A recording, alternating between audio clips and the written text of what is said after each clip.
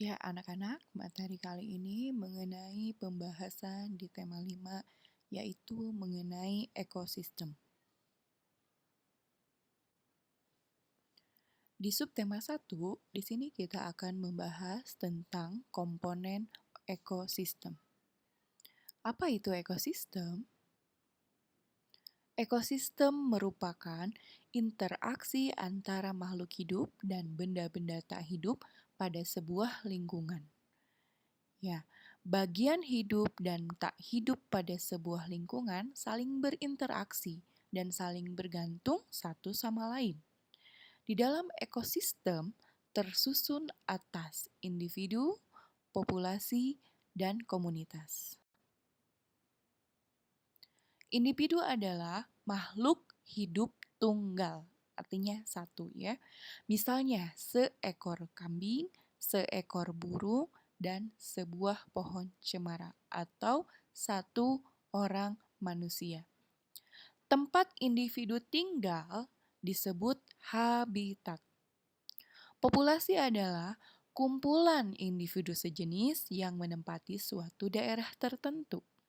Contoh, di sebuah kolam terdapat populasi ikan, populasi tumbuhan teratai, dan populasi lumut. Sementara itu, komunitas adalah populasi makhluk hidup di suatu daerah tertentu. Contoh komunitas adalah komunitas sungai dan komunitas padang rumput. Kemudian, pada jenis-jenis ekosistem, pada dasarnya ekosistem yang ada di dunia ini dibagi menjadi dua, yaitu ekosistem alami dan ekosistem buatan.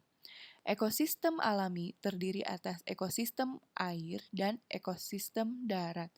Ekosistem air terdiri atas ekosistem air tawar dan ekosistem air asin atau air laut. Ekosistem darat terdiri atas ekosistem hutan, padang rumput, padang pasir, tundra, dan taiga.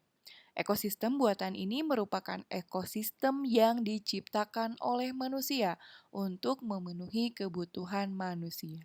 Sawah dan bendungan merupakan dua contoh dari ekosistem buatan. Di sini kalian bisa lihat jenis-jenis ekosistem. Ada ekosistem air tawar, ada ekosistem hutan hujan, di dalamnya kalian bisa lihat ada apa saja. Kemudian ekosistem padang rumput, tentunya kalian tahu apa saja makhluk hidup yang hidup di padang rumput. Kemudian ekosistem tundra, ekosistem taiga, dan ekosistem gurun. Kalian bisa bayangkan makhluk hidup apa saja yang ada di ekosistem gurun. Berlanjut dari ekosistem, kita ini akan mempelajari mengenai rantai makanan. Rantai makanan adalah perjalanan memakan dan dimakan dengan urutan tertentu antar makhluk hidup. Perhatikan gambar di bawah ini. Nah, di sini terjadi proses makan memakan. Ya, dimulai dari padi atau di sini tumbuhan yang dimakan oleh tikus, kemudian tikus bisa dimakan oleh ular, kemudian ular dimakan oleh elang, kemudian elang mati di tanah diurai oleh jamur. Di jamur itu sendiri berperan sebagai pupuk kompos yang bisa menumbuhkan tumbuhan. Nah, di sini terjadi sirkulasi atau siklus di mana terjadi peristiwa makan memakan antar makhluk hidup.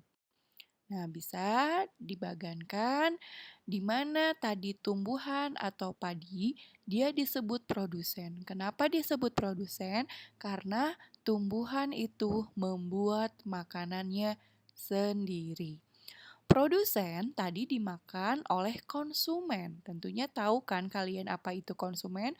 Konsumen adalah pihak yang menggunakan hasil produsen atau pihak yang memakan hasil produksi ya.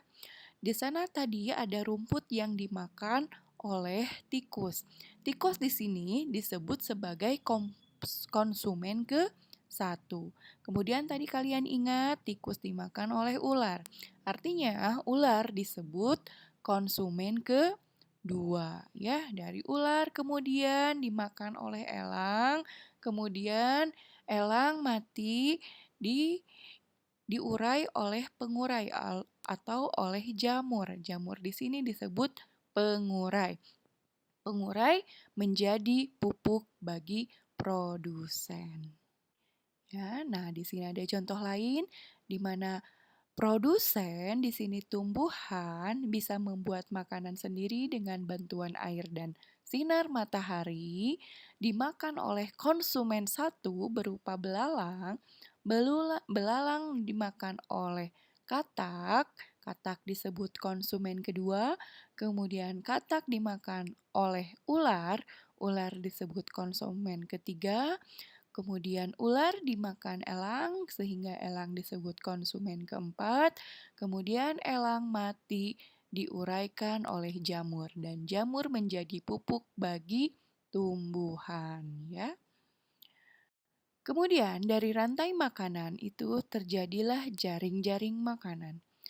Kebergantungan antara makhluk hidup dan lingkungannya menjadi bagian dari kehidupan di dalam sebuah ekosistem. Tumbuhan mendapatkan energi dari matahari, hewan mendapatkan energi dari tumbuhan, atau hewan lain yang memakan tumbuhan. Tumbuhan hijau daun mampu membuat makanannya sendiri. Makhluk hidup yang dapat membuat makanan sendiri disebut produsen. Banyak jenis makhluk hidup yang tidak dapat membuat makanan sendiri. Mereka mendapatkan energi dari makanan yang mereka makan. Makhluk hidup yang memakan makanan tanpa bisa membuat sendiri disebut konsumen. Beberapa jenis konsumen memakan tumbuhan. Konsumen ini dinamakan herbivore atau hewan yang memakan tumbuhan. Konsumen yang memakan hewan sebagai sumber energinya dinamakan karnivor, dan ada juga konsumen yang memakan baik tumbuhan maupun hewan yang dinamakan omnivore. Nah, di sini terlihat satu jaring-jaring makanan di mana tumbuhan sebagai produsen bisa saja dimakan oleh ulat, belalang, ataupun dimakan oleh tikus. Tikus di sini juga bisa dimakan oleh ular ataupun langsung dimakan oleh elang. Dan belalang bisa dimakan oleh katak, bisa dimakan oleh ayam, dan seterusnya. Tadi kita sudah bahas mengenai produsen dan konsumen, dan kita di sini akan membahas mengenai penggolongan hewan berdasarkan jenis makanannya. Berdasarkan jenis makanannya, hewan itu dikelompokkan menjadi 3 ya, yaitu herbivora, karnivora, dan omnivora. Apa itu herbivora? Herbivora adalah hewan yang memakan tumbuhan. Contohnya ada kambing, kelinci, ya. Kemudian karnivora. Karnivora itu adalah hewan yang memakan hewan lainnya. Contohnya tadi ular, elang, ya. Kemudian yang ketiga adalah omnivora. Omnivora adalah hewan atau makhluk hidup yang memakan tumbuhan dan juga hewan. Di sini ada ayam. Ayam biasanya dia memakan jenis tumbuhan dan memakan hewan juga.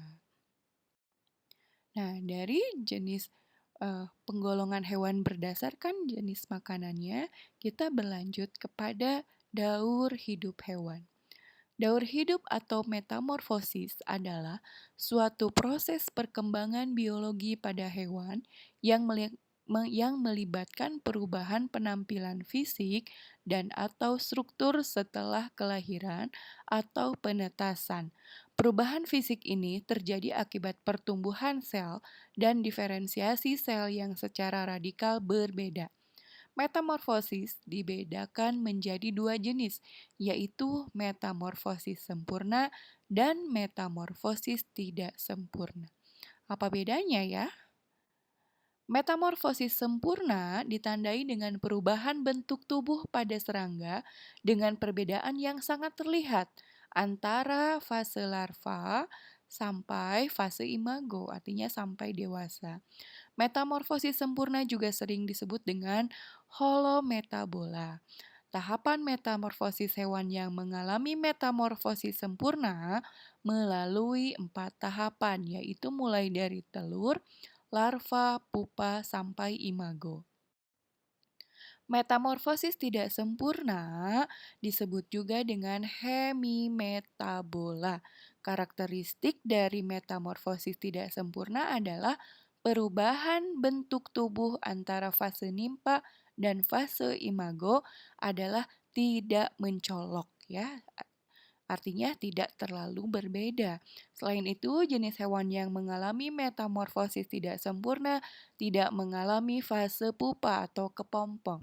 Sehingga tahapan metamorfosis tidak sempurna yaitu mulai dari telur, nimfa, sampai imago. Contohnya, hewan yang mengalami metamorfosis sempurna adalah kupu-kupu.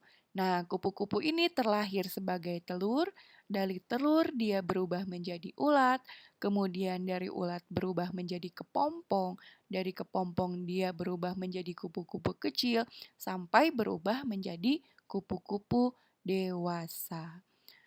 Kemudian contoh metamorfosis tidak sempurna adalah metamorfosis pada kecoa, di mana pada kecoa dia terlahir sebagai telur, kemudian berubah menjadi nimfa, kemudian berubah menjadi kecoa kecil sampai kecoa besar, di mana kecoa kecil sampai besar dia tidak mengalami perubahan yang begitu berbeda.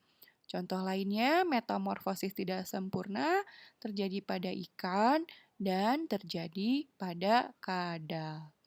Ya, itu dia penjelasannya. Terima kasih atas perhatiannya.